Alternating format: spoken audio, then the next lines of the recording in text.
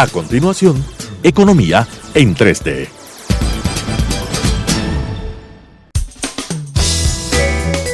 Clasificación A. Apto para todo público.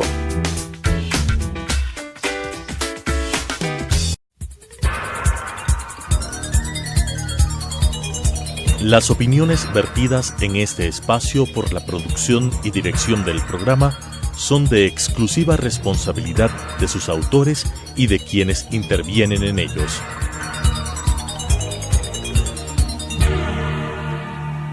Telesucesos Canal 29 presenta Economía en 3D. 3 dimensiones, 3 generaciones, 3 puntos de vista. Mauricio Pozo, Bernardo Acosta y Rodrigo Espinosa. Economía en 3D. Amigos, amigas, nuevamente con ustedes un gusto compartir este programa Economía en 3D con Rodrigo Espinosa, Bernardo Acosta y quienes habla Mauricio Pozo. En el acontecer nacional, en la aplicación de la política económica, el entorno internacional y nacional, pues empiezan a determinar comportamientos de distinta naturaleza en varios índices macroeconómicos, pero también índices sociales. Finalmente, la economía busca el bienestar colectivo y eso se refleja en algunos de los indicadores sociales que uno puede analizar. Y en ese sentido hemos creído pertinente en esta ocasión conversar un poco de los indicadores sociales que se pueden analizar en la actual coyuntura. Hay muchos que se pueden revisar, podemos analizar cifras de empleo, cifras de pobreza, temas de subsidios, temas de ocupación, mortalidad, natalidad, etc. Y ese es básicamente el tópico que vamos a abordar el día de hoy. Simplemente para dar una especie de entrada al tema, quisiera mencionar algunos elementos que me parecen importantes. En primer lugar, una buena política económica tarde o temprano da resultados en los indicadores sociales. Si la gestión económica de un determinado gobierno es la adecuada, es la correcta, tiene dirección, tiene fuerza, tiene horizonte, en algún momento empieza a dar resultados en los indicadores sociales. Probablemente no es la condición, como se dice, necesaria y suficiente, pero sí es necesaria, es decir, sin una buena gestión económica es muy difícil encontrar indicadores sociales alentadores. Obviamente hay otras cosas que también se requieren reunir. Se requiere, por ejemplo, un ambiente donde se respeten los principios de privacidad, de propiedad privada, los principios de libertad, de democracia, son también parte de los elementos que conjugan para poder tener un ambiente social adecuado y un buen entorno en ese sentido. Así que sí creemos que una conducción económica que vaya en la dirección correcta va a dar resultados de una u otra manera. Y eso también lo muestran las cifras. Los números que hemos podido analizar de los últimos años sí nos dice, por ejemplo, simplemente para dar un primer ejemplo, que un buen crecimiento económico constante en el tiempo, a ritmos adecuados, sin mucha variabilidad, sin duda mejora el empleo de cualquier país. Esto es algo que permite lograr menores tasas de desocupación. Es muy difícil ver las fechas, es decir, una tasa de un año cuándo va a dar resultados en términos de empleo, con cierto grado de precisión, pero de alguna manera algún rato sí se dan esos resultados y se lo siente. Así que, dada esta pequeña introducción, quisiera invitarles a mis compañeros de mesa para empezar a analizar estos temas para beneficio de todos los que nos escuchan y todos los que nos observan en este canal. Así que, Rodrigo, ¿cuál es tu observación o tus observaciones sobre estos temas? La preocupación de lo que está sucediendo sobre los indicadores sociales en el país, principalmente en el último año. ¿Qué es lo que ha pasado con el desempleo? ¿Qué ha pasado con el empleo adecuado? ¿Qué ha pasado, por ejemplo, con el subempleo? ¿Qué ha pasado con el empleo no remunerado? Y algunos otros indicadores que están incluidos dentro del empleo de la política laboral. Lo que se puede ver es que en las estadísticas de empleo hay que tomar muy en cuenta los aspectos relacionados con empleo adecuado, con subempleo, con empleo no remunerado y con el desempleo, ¿no? Porque sucede que, por ejemplo, en el caso del empleo del sector público, que no es la parte importante de todo el pastel de empleo, casi la totalidad del empleo del sector público es empleo adecuado, porque son empleos que tienen sobre el salario mínimo. Entonces, muchas veces sucede que el gasto público, que puede ser ineficiente, que no tenga un impacto importante sobre la producción, puede generar un crecimiento del empleo adecuado, pero puede afectar el empleo en el sector privado si es que está acompañada con políticas que no apoyan al sector privado, sino todo lo contrario, con políticas impositivas que agravan la situación de la actividad económica privada.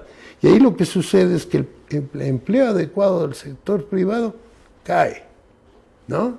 Y aumenta el subempleo.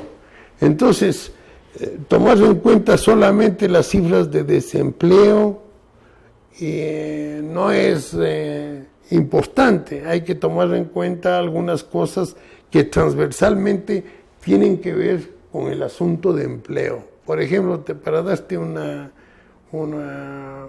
dar una idea adicional, cuando se mira en lo que sucedió en el primer trimestre de este año, que hay una caída interanual del 3% en el PIB, cuando uno ve cuáles son los sectores en donde más han contribuido a esa caída, uno encuentra, por ejemplo, que la enseñanza y servicios sociales y de salud es el segundo sector de contracción más importante, que tiene mucho que ver con lo que estamos hablando, el empleo adecuado, con variables sociales, que tienen que ver con la pobreza.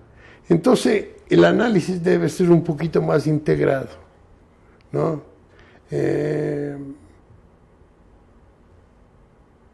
Eso para un primer aspecto que he querido exponer ahora. Gracias, Rodrigo. Bernardo.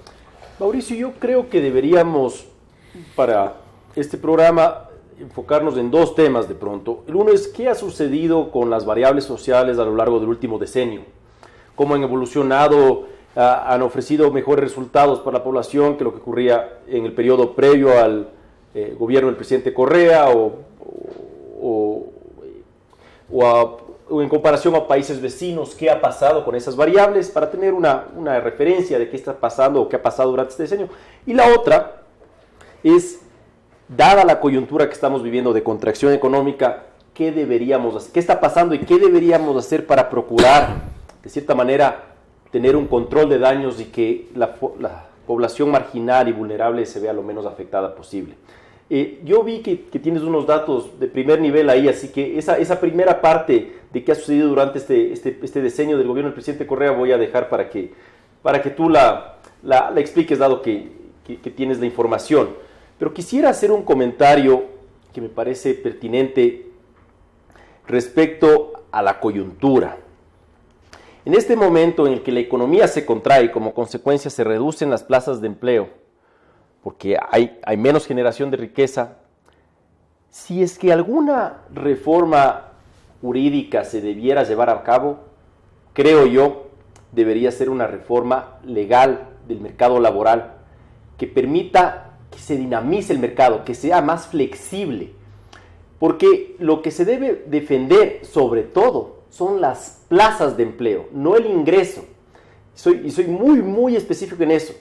Si es que uno está cerrado a ganar, voy a decir, por solo un ejemplo fácil, $1,000 mensuales, puede ser que la empresa, en un momento determinado, la empresa en la que uno trabaja, no tenga los suficientes ingresos para pagar esos $1,000 mensuales a cada uno de los trabajadores y como consecuencia tenga que cerrar las puertas. Es mejor que todos ganemos $800, $700, pero mantengamos nuestra plaza de empleo y claro, tengamos que ajustarnos, pero tenemos los ingresos al menos, a que de repente todos nos quedemos sin trabajo. Entonces, algún mecanismo o algunos mecanismos de modalidades contractuales, de tipos de flexibilidad horaria y otras formas para flexibilizar el mercado laboral me parecerían sumamente oportunas en la coyuntura y en el momento que estamos viviendo por la contracción y para precautelar sobre todo las plazas de empleo.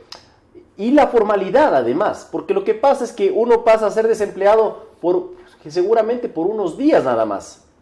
¿Qué es lo que sucede?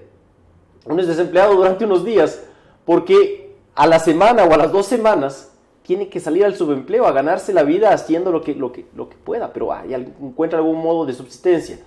Así que ese primer comentario quería hacer respecto a qué creo yo que es fundamental para enfrentar la coyuntura y mantener al menos las plazas de empleo, si bien puede ser que el ingreso se reduzca durante un periodo determinado nada más, pero todos tenemos que hacer sacrificios y por supuesto ese sacrificio tiene que ser compartido con los dueños de las empresas y la sociedad en conjunto, pero me parece que la actitud de los ciudadanos debiera ser estar dispuestos a hacer un sacrificio temporal y las leyes deberían permitir eso.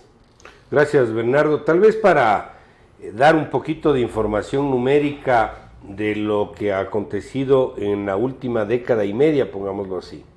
Voy a citar cifras del INEC, del Instituto Nacional de Estadísticas y Censos, solo en el tema del desempleo, aclarando lo que ya se explicó de que es un indicador incompleto, digámoslo así, y que hay que ver otros como el subempleo y todas sus categorías. Pero vamos a hablar solo de desempleo nacional, por ponerlo de alguna manera, y entre el periodo comprendido entre el año 2000 y el 2007, tenemos una caída del desempleo de 5.3 puntos porcentuales. En otras palabras, estamos hablando de un periodo con una misma metodología de cálculo. ¿Esto qué significa? Que para el año 2007, para fines, se cambia la metodología, que es la que yo voy a utilizar con un cambio que se hizo, una actualización que se hizo el año 2014, y vemos el comportamiento del desempleo entre el año 2007 en este caso y el año 2015. Hay cifras más actualizadas, pero para hablar de años completos hablamos del año 2015.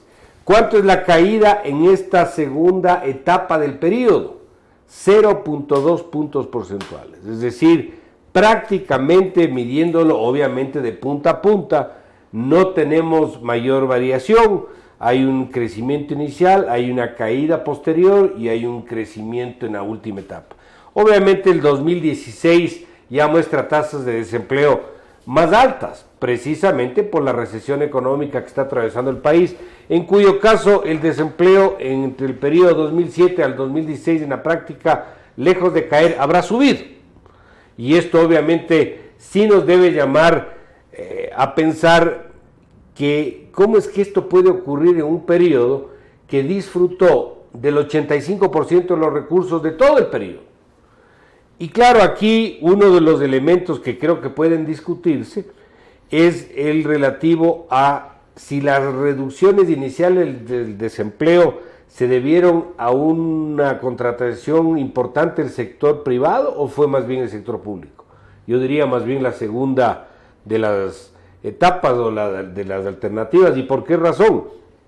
Porque precisamente es el sector público el que contrata, lo que explicaba Rodrigo, empleo formal, y obviamente de alguna manera, pongámoslo comillas, incumpliendo que es el sector privado, al contrario, el que está encargado de reducir el desempleo en cualquier país, no es el sector público. El sector público tiene que contratar empleados hasta el punto donde pueda producir con niveles de calidad los servicios públicos, pero no más allá de eso, porque se convierte en un captador de mano de obra que muy difícilmente va a poder mantener ese ritmo hacia adelante. Entonces, un poco lo que estoy diciendo con esto es que, uno, el desempleo cayó por una razón básicamente atada al sector público, a la contratación pública, y dos, medido de punta a punta, no se ven mejoras significativas en términos de desempleo. Más bien se ve una mayor caída en la primera parte de este periodo, entre el 2000 y el 2007, en la cifra mencionada de alrededor de 5 puntos porcentuales, con otra metodología de cálculo vale aclarar. Este indicador de empleo sin duda tiene relación con los indicadores de pobreza, y aquí medio que se ve un comportamiento algo similar. Fíjense, el año 2000, la pobreza medida por ingresos, como sabemos hay varias formas de medir la pobreza, por necesidades insatisfechas, por consumo, por varios indicadores, pero por ingresos, la pobreza fue del 62.9 el año 2000. Obviamente fue un porcentaje elevado porque venía el país atravesando una crisis muy fuerte iniciada el año previo y que llegó el 2000 a un nivel de pobreza del 62.9% como menciono. Hasta el año 2007 la pobreza cae 26 puntos porcentuales y del 2007 a junio de este año, del 2016, fuente el INEC, la pobreza cae 13 puntos porcentuales, es decir, cae la mitad de lo que cayó entre el 2000 y 2007. Ha habido comentarios del gobierno, del presidente, indicando de que esta relación no es comparable porque los primeros porcentajes no hacen sino recuperar los niveles de pobreza pre-crisis, llamémoslo así. Pero esto lamentablemente técnicamente tampoco es correcto, porque un proceso de reducción de pobreza sin duda alguna es un proceso de recuperación, porque si vamos por eso, habría sido preferible o habría sido de alguna manera entendible que la pobreza no se mueve y se quede en el 62%, lo cual obviamente no tendría sentido. Una persona que está con 40 de fiebre y baja el 38, por supuesto que tiene menos fiebre, hay una recuperación, a pesar de que no tiene la fiebre o el nivel de temperatura que debería tener. Entonces creo que el ejemplo no es el correcto. Y el otro elemento que vale la pena mencionar es que si el análisis del gobierno y del presidente fuera el correcto, yo lo aplicaría también para la crisis del 2009, donde también hay una baja del 32 y después una baja del 28, por el cambio que se produjo por la crisis internacional de la época. Entonces, si es válido para un periodo, debería ser válido para otro, uno. Y dos, una caída de pobreza, así haya sido después de una crisis y una caída posterior, sin duda es una recuperación. Así que no es tan comparable la una cosa con la otra, como tampoco el concepto de pobreza estructural, que es un concepto bastante etéreo, que puede ser muchas cosas, y que también se hizo referencia por parte del presidente y que yo creería que puede ser también absolutamente cuestionable. Y termino con esto. Esto se produce a pesar, nuevamente, de la cantidad de plata y la cantidad de subsidios de la última etapa que estamos analizando, que no es ni de lejos comparable con la cantidad de plata y los subsidios que existían en el periodo anterior. Así que con estas explicaciones vamos a entrar a un pequeño corte y continuamos en la segunda etapa del programa. Enseguida volvemos. Economía en 3D.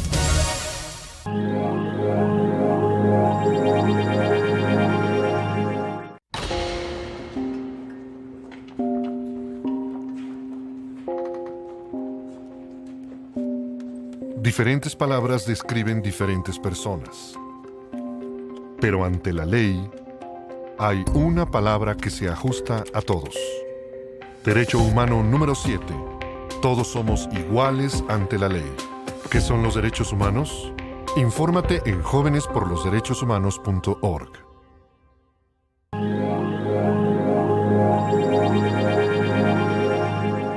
Continuamos. Economía en 3D.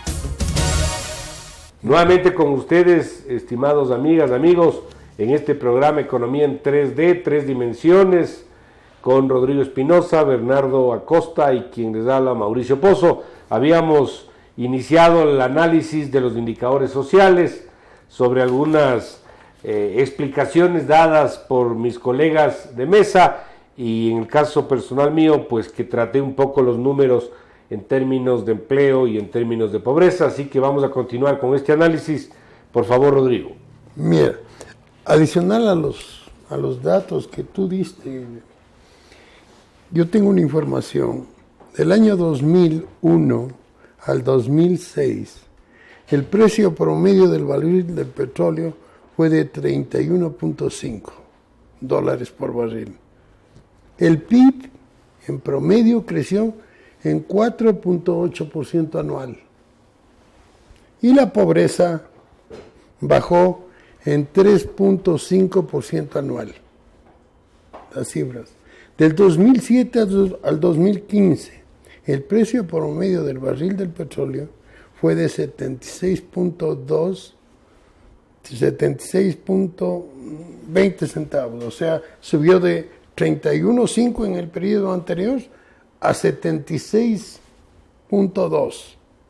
El PIB creció anualmente en este periodo en 3.8%.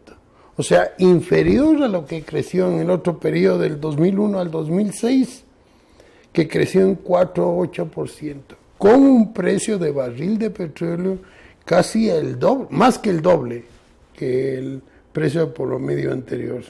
Y la pobreza bajó en 1.6% anual, o sea, muy inferior la caída de la pobreza que en el periodo del 2001 al 2006, que bajó en 3.5% anual. Y no se diga si incluimos lo que ha sucedido con la pobreza en el periodo del 2016. Hasta marzo hay información, y la pobreza de marzo del 2015 a marzo del 2016 aumentó de 15.1 a 16.6. Y la pobreza extrema, la más grave, aumentó de 3.9 a 5.6, uno de los niveles más altos de pobreza extrema. Entonces, se puede mostrar con esta información de que la política de excesivo gasto público lo que ha generado es desequilibrios económicos, más que resolver los problemas de igualdad, los problemas de pobreza, los problemas de empleo, de desempleo. Ha generado serios problemas, generando desequilibrios en otros sectores de la economía que son muy importantes. Por ejemplo, desequilibrio en balanza de pagos, un crecimiento inusual de las importaciones, un crecimiento del déficit en balanza de pagos en cuenta corriente, un crecimiento sustancial del déficit del sector público, que hemos llegado a niveles considerados sumamente riesgosos, y un aumento de la deuda pública externa extremadamente elevada, y una crisis como la que estamos viviendo ahora. Entonces, se nota que no ha habido un mejoramiento de la eficiencia.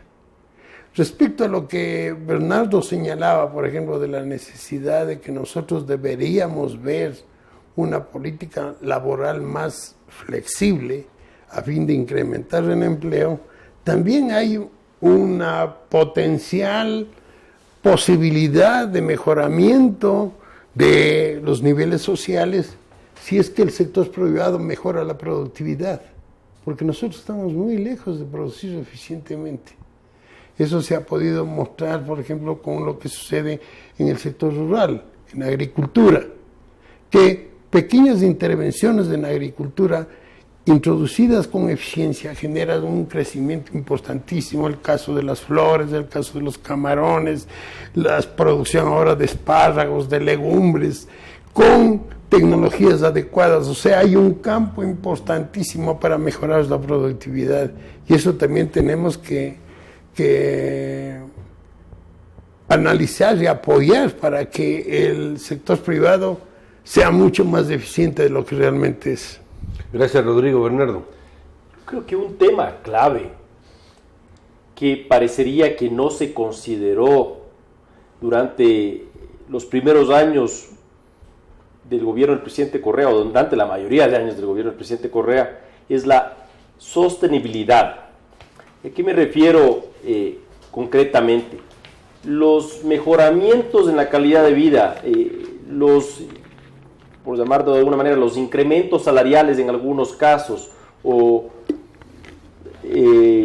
la salida de la pobreza para la gente que ha dejado de ese estatus, afortunadamente, tiene que ser sostenible en el tiempo. No puede ser algo que dure unos pocos años y luego vuelvan a caer en una situación muy complicada.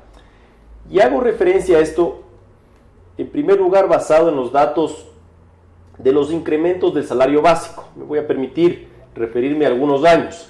En el año 2008, el incremento del salario básico fue de 17,6% con respecto al salario del año 2007. En el año 2009 fue del 9%. En el año 2010 fue del 10%. En el año 2011 fue del 10%. En el año 2012 del 10,6%. En el año 2013 del 8,9%. Nosotros vemos ahí que hay un largo periodo en el que los incrementos salariales están, bueno, en el año 2008 casi del 18%, pero están casi de ahí 5 años en torno al 10%. Y son incrementos que no tienen relación con el crecimiento de la economía. El PIB, por ejemplo, en el año 2010 creció el 3,5%, pero el salario básico creció el 10%. Entonces vemos que hay un desfase allí. Y tampoco tienen, si bien hay una correlación, tampoco tenían relación directa, por ejemplo, con la inflación en esos años. La inflación, por ejemplo, en el año 2011 fue del 2%, pero los salarios se incrementaron en 10%. ¿Qué significa eso? Que las empresas suben el costo de su producto 2% en general, pero deben pagar salarios 10% más altos, y como consecuencia de ello muchas empresas pierden competitividad, y es lo que está pasando ahora mismo, por ejemplo, con el sector de las flores. Es mucho más barato, por el alto costo laboral que implica la actividad florícola, producir flores en Colombia, donde los salarios son más bajos, que hacerlo en el Ecuador, y como consecuencia de ello algunas empresas ecuatorianas, o muchas empresas del sector de las flores ecuatorianas se han visto afectadas, y en cambio hay un boom de las flores, o el sector de las flores en Colombia. Y esta afectación o este boom de los sectores no se trata de algo abstracto, se trata de plazas de empleo, gente que está perdiendo su trabajo o gente que está en otros países generando o teniendo mejores oportunidades de empleo, porque allá los incrementos salariales, por ejemplo, han sido más sensatos y han ido acorde a la realidad de la producción del país. Entonces, creo que el tema de la sostenibilidad es fundamental, y Rodrigo ya mencionó, la tasa de desempleo se ha incrementado, si bien ha bajado de manera sostenida durante los últimos 15 años, en los últimos meses se ha incrementado. Y justamente eso es lo que se debe evitar. Es decir, que se debe evitar que esta gente que ha tenido una mejoría se vea perjudicada. Y un tema que a mí me parece absolutamente fundamental, y es obvio, pero a ratos parecería que no, que por alguna razón desaparece del campo de discusión, que es, para redistribuir tiene que haber que redistribuir. Es decir, el tamaño del pastel importa. Para aliviar la pobreza se necesitan sobre todo dos cosas: mayor producción, que eso genera por un lado mayores plazas de empleo, mejores salarios, etcétera, e inflación baja, porque si la inflación es alta, la capacidad de consumo o la capacidad adquisitiva de la gente se ve deteriorada, se ve comprometida, y como consecuencia de ello no pueden comprar suficientes productos para mantener un nivel de vida mínimo. Así que solo dos factores son los fundamentales para reducir la pobreza: mayor producción e inflación baja. Nosotros hemos tenido una inflación relativamente baja, pero comparado con los países vecinos más alta. Concretamente, puedo dar los datos: comparando desde el año 2006 al 2015, comparando con Colombia, hemos tenido una inflación 6,8% más alta. La inflación acumulada del Ecuador ha sido 46,9%, mientras que la de Colombia fue del 40,1%, y 13,1% más alta que la del Perú, que fue 33,7%. Y hemos tenido una inflación 30% más alta durante estos 10 años que Estados Unidos, que tuvo una inflación acumulada del 17,2% en el periodo de 2006-2015, mientras que Ecuador tuvo una inflación acumulada del 46,9%. Así que sí, nos hemos vuelto un país más caro, y por eso es más costoso producir aquí, y por eso se ven comprometidos los trabajos, digamos, los trabajos y los ingresos de las personas. Así que creo que es obvio esto, pero para redistribuir tiene que haber que redistribuir, es decir, el tamaño del pastel importa para que se pueda repartir más a todos los miembros que somos, o todas las personas que somos dueños de este pastel. Es algo súper obvio, pero me parece que por alguna razón extraña a veces desaparece ese contenido esencial de la discusión de los temas sociales. Gracias, Bernardo. En algún programa anterior habíamos hablado de los niveles salariales en el Ecuador versus otros países. Aquí hemos nuevamente anotado algo sobre el particular. Y yo simplemente quería recordarles algo porque tiene relación con el tema de empleo. Cuando ustedes suben los salarios y las remuneraciones, la pregunta es, ¿quiénes se benefician? Obviamente los que tienen trabajo. Pero ¿quiénes se pueden seriamente perjudicar? Los que no tienen trabajo. Mientras más alto es el salario, más se beneficia el que tiene un empleo, y el que no tiene trabajo ve mucho más distante sus posibilidades de encontrar un empleo. ¿Por qué? Porque obviamente el costo laboral excesivo hace que las empresas tengan menos espacio, menos capacidad para contratar a trabajadores. Esto significa en términos prácticos que los niveles salariales deben ubicarse en el nivel que al tiempo de darle una recuperación del poder adquisitivo al que tiene empleo, no le inhiba al empresario contratar nuevos trabajadores. Estoy hablando solo del tema del nivel salarial. A esto obviamente hay que unir toda la estructura legal de la contratación en el Ecuador, costos de despido, etcétera, que encarece sin duda el proceso. Y hago esta reflexión para decir que el Ecuador tiene un nivel de salarios al año 2015, fuente Banco Mundial y CEPAL, superior al de Brasil y de Perú, y casi igual al de Colombia. Sin embargo, los ingresos per cápita de Colombia, Brasil y Perú son mucho mayores que Ecuador. Es más, con Chile el ingreso o el salario mínimo, en el caso de Chile es más o menos un 20% más alto. Sin embargo, el ingreso per cápita en Chile es aproximadamente 3 veces el Ecuador. ¿Qué significa esto? Que estamos con una estructura inadecuada y la productividad del país no permite costos laborales más altos. Yo no estoy con esto sugiriendo que se bajen los salarios, simplemente estoy ilustrando de que estos aumentos a lo largo de los años que se han dado en salarios ha repercutido de manera significativa.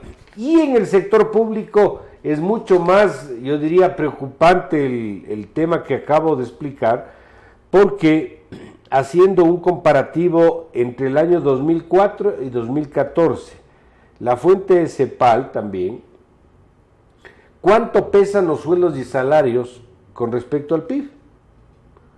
Aquí en el Ecuador el año 2004 representaban el 5.6% del PIB. ¿Cuánto pesan el año 2014? El 8.3%. Para ¿los salarios que se entienda, totales? Sueldos y salarios totales. No del sector público. Del sector público. Ah, ya, eso quería que sí. claro. En el Perú, los porcentajes más o menos se mantienen. En Chile crecen algo 3.75 sobre 4.4. Habrá que ver cuánto subió la productividad en Chile para poder explicar eso. En el Brasil bajan, suben 1.427 en Argentina. Sabemos lo que ha pasado en Argentina. Y en Colombia se mantienen, es decir, se nos ha ido la mano, pongámoslo así, en eso, sin quitarle la justicia que todos tienen de tener un mejor salario. Pero como explico, Mientras más alto nos vayamos en esos niveles, más complicamos el tema de empleo. Y el otro elemento que también mencioné brevemente es el apoyo del Estado a los más pobres vía subsidios. También creo que hemos conversado en alguna reunión, en algún programa anterior, y hemos indicado de que los subsidios por sí mismos, por sí solos, no son ni buenos ni malos. Son malos los subsidios cuando no cumplen su rol, cuando no están presupuestados, cuando generan efectos negativos, cuando son permanentes o crecientes en el tiempo, etc. Todos los países tienen subsidios. Pero obviamente cuando los subsidios protegen más a los ricos que a los pobres, o benefician a países vecinos y no al Ecuador, son subsidios malos. Ahí tenemos el caso del gas, tenemos el caso de las gasolinas, entre otros. ¿Para qué hago referencia a los subsidios? Para decir que en el periodo 2007-2016, estos son cifras preliminares cortadas en el 2016 al mes de junio también, los subsidios fueron de cerca del 5% al principios del periodo, hablo del 2007-2008, y llegaron a representar el 7% del PIB el 2013. Bajaron después al 6% el 2015. ¿Pero por qué han bajado? Porque no ha habido la plata. Pero aquí un poco la pregunta y la paradoja más bien, es decir, ¿cómo es posible que con tal nivel de subsidios la pobreza no ha caído más rápido y el empleo no se haya recuperado? Y la respuesta, no la única, pero puede ser una de ellas, es que uno, el crecimiento económico no fue suficiente, y dos, tal vez más importante, el que el empleo no es del Estado. Y los problemas de pobreza no se resuelven con que el Estado empiece a regalar la plata vía subsidios. Se resuelven con producción, se resuelven con inversión extranjera, se resuelven con actividad económica, se resuelven con una actividad privada mucho más dinámica cuando las condiciones del Estado son las adecuadas. Así que estos temas, hasta este momento, en esta segunda parte del programa, entremos a una segunda etapa de receso, a una segunda pausa y continuamos de manera inmediata. Enseguida volvemos. Economía en 3D.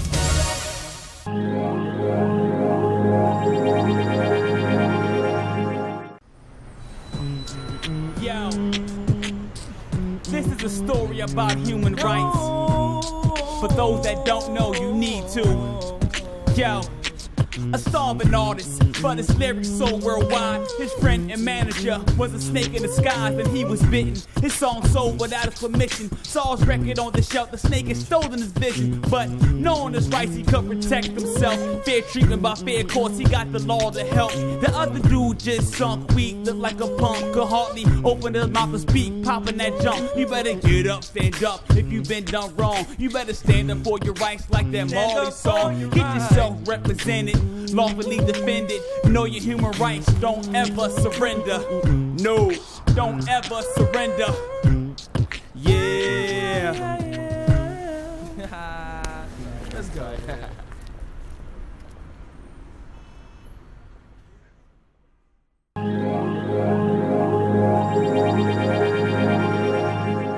Continuamos. Economía en 3D.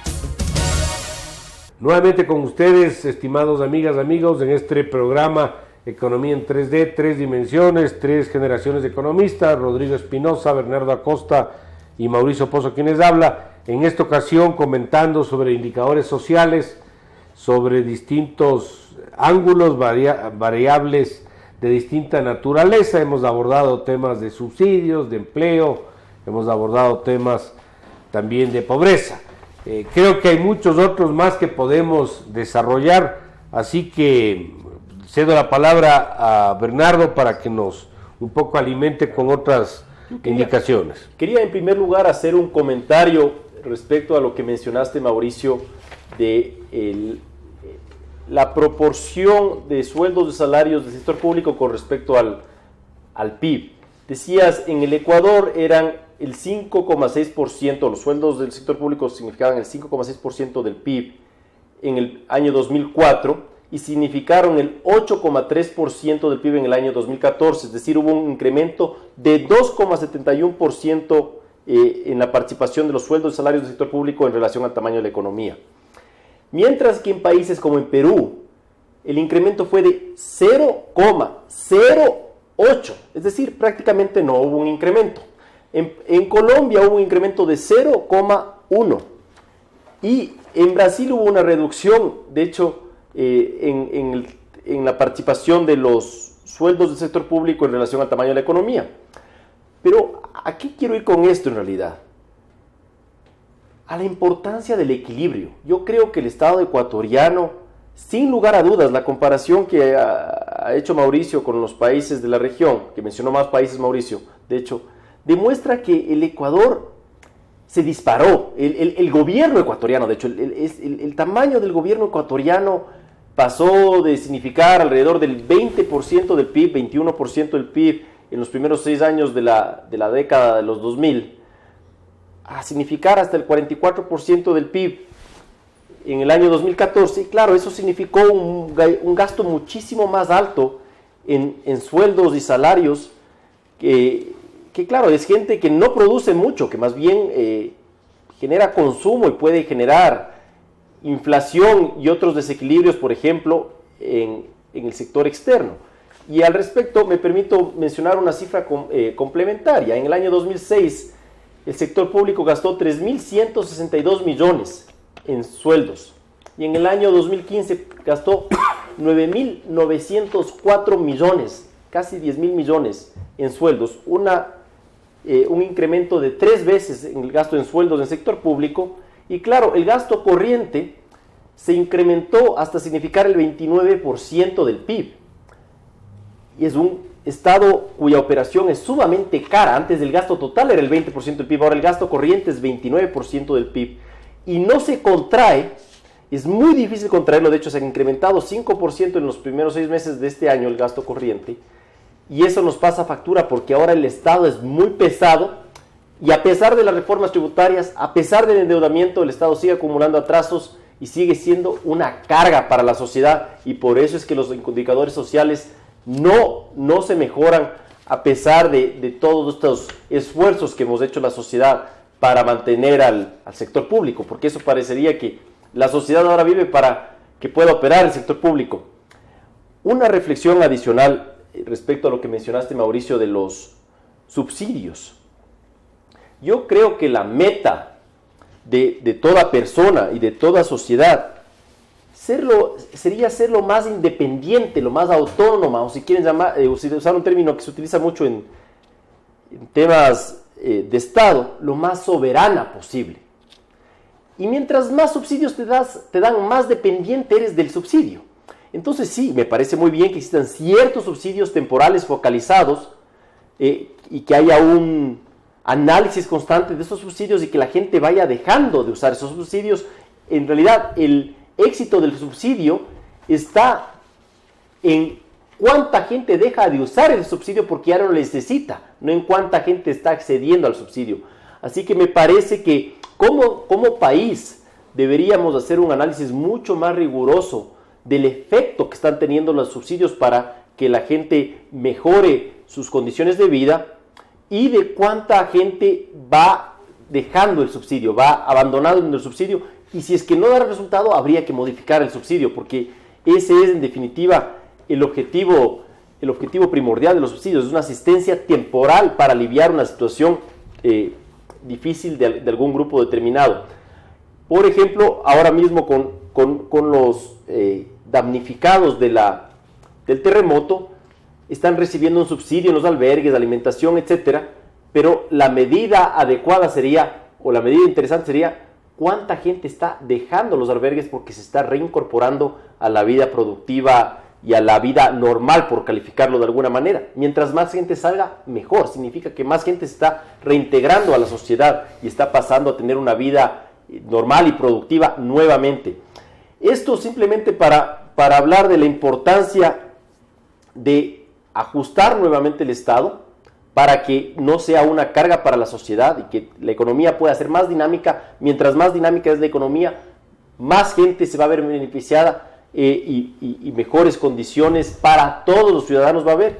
Y respecto a la política de subsidios, que es un método muy importante para mejorar los indicadores sociales y mejorar las condiciones de vida de la población, pero debe ser analizado de forma mucho más rigurosa de lo que ha sido durante este periodo. Me parece que no se lo ha tomado con la seriedad del caso. Entonces, esos comentarios complementarios nada más. Gracias, Bernardo. Rodrigo. Sí. Mira, un aspecto importante de lo que estamos hablando es la importancia de la dolarización, porque estamos hablando de un periodo del 2007 al 2016, en donde al comienzo el gobierno se vio con un crecimiento importante de ingresos como consecuencia del crecimiento del precio del petróleo. Entonces, fue una cantidad de ingresos sustanciales que recibió el gobierno, que le permitió, de forma populista, tomar decisiones como las que señalaba Bernardo, el crecimiento del salario mínimo a niveles extremadamente altos, superiores a la productividad de la mano de obra, pero no solamente superiores, duplicando o triplicando la productividad de la mano de obra. Pero lo bueno de la dolarización es que a partir de este periodo, cuando han llegado las vacas flacas, ya el gobierno no ha podido hacer eso. Entonces, los aumentos salariales últimos han sido casi a nivel de la inflación. Permítame, Rodrigo, complementar nada más. En el año 2008, ya decía hace un rato yo, fue 17,6% el incremento del salario básico. En el año 2006 fue 3,4%. En el año 2015 fue 4,1%. No es sostenible. El año 2016, como te digo, ha ido bajando, ¿no? Esta euforia de crecer en los salarios fue disminuyendo. Igual sucedió con los subsidios. En un comienzo incrementaron los subsidios, aumentaron el subsidio más importante, se despreocuparon totalmente de los subsidios a los combustibles. Con el crecimiento inusitado del precio del petróleo se incrementó sustancialmente el subsidio que proviene de ese sector. El subsidio que dan el bono de desarrollo humano se incrementó, pero últimamente el gobierno, con los problemas que tiene de liquidez, de la falta de recursos, de la necesidad de tratar de mantener el nivel del gasto que no puede mantenerse, porque el gasto se ha reducido, el gasto en el 2016 en relación al 2015, como consecuencia de la dolarización. Entonces, esta política importante ha permitido que haya un ajuste, al menos eso impide que el gobierno siga adoptando prácticas populares que estaban afectando a la eficiencia de la economía. Entonces, en parte es una demostración de que la dolarización es algo muy importante que hay que mantener, que es muy básica que el gobierno que venga fortalezca la dolarización y que se analice determinadas políticas que están vinculadas con el fortalecimiento de la dolarización. Nos llama muchísimo la atención, por ejemplo, que el Banco Central le dé financiamiento al gobierno más que la banca internacional. Estamos hablando de 1.000 millones en este año, y que el Banco Central ya le da cerca de 3.000 millones. Entonces, eso en un sistema dolarizado es imposible que el Banco Central se convierta en un banco comercial, que el Banco Central siga dando crédito a la banca pública. ¿Con qué recursos lo hace? No tiene recursos. El Banco Central está utilizando, como cualquier banco comercial, los depósitos para conceder crédito. Y el Banco Central tiene que darse cuenta que debe tener una reserva monetaria internacional en niveles sumamente adecuados para enfrentar cualquier problema sistémico de la economía. Y eso no tenemos, porque el Banco Central no tiene reservas. Entonces, ese es uno de los problemas que tenemos que modificar la política monetaria, porque con dolarización no se puede mantener esa política monetaria que es absurda.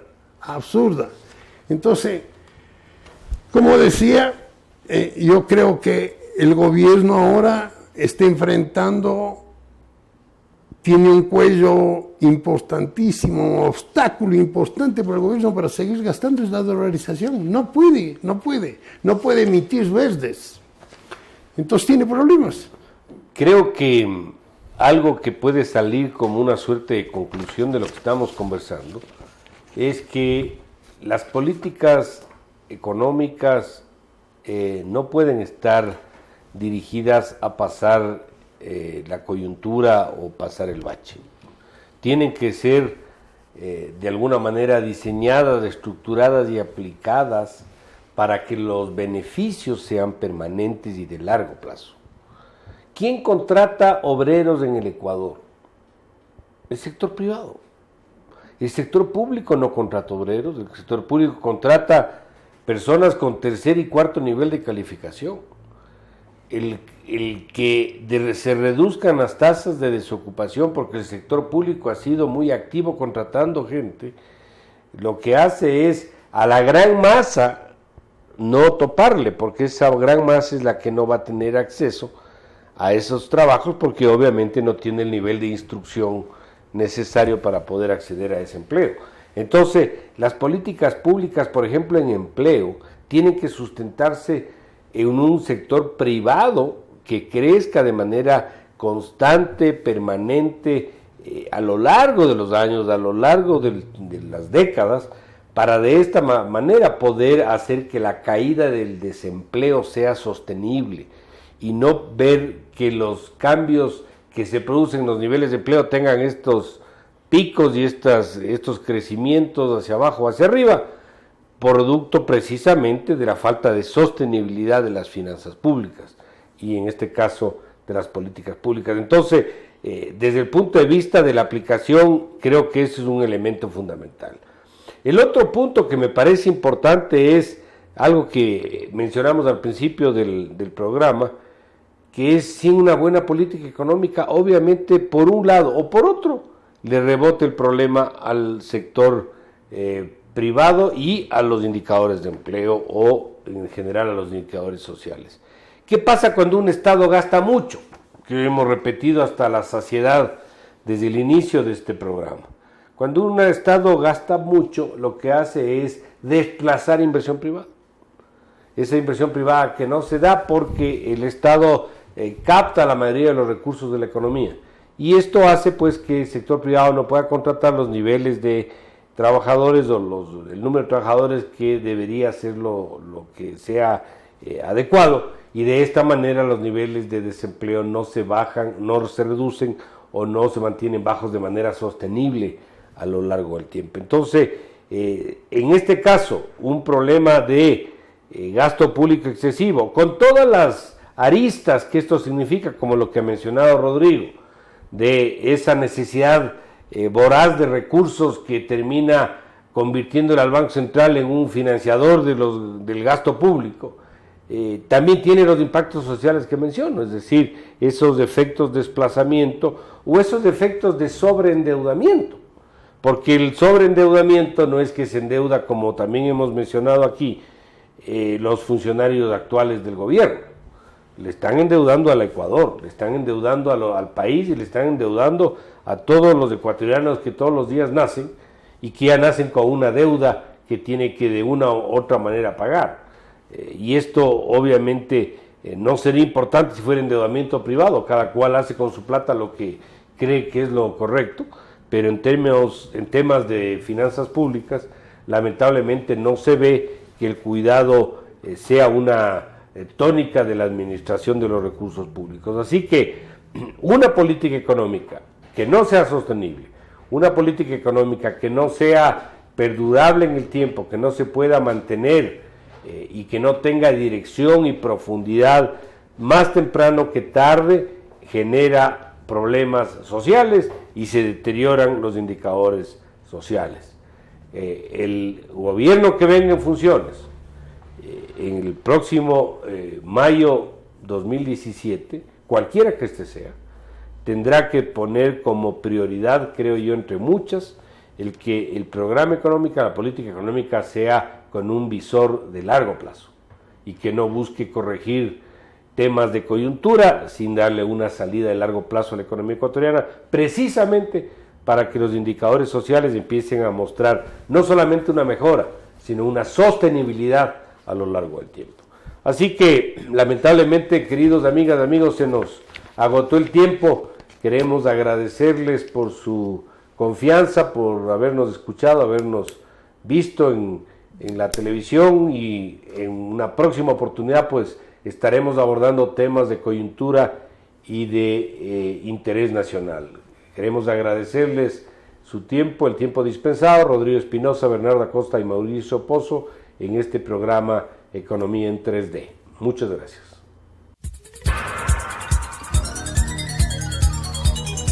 Las opiniones vertidas en este espacio por la producción y dirección del programa son de exclusiva responsabilidad de sus autores y de quienes intervienen en ellos.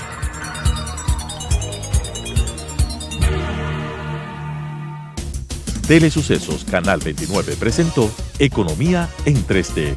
3 dimensiones, 3 generaciones, 3 puntos de vista. Mauricio Pozo, Bernardo Acosta y Rodrigo Espinosa. Economía en 3D.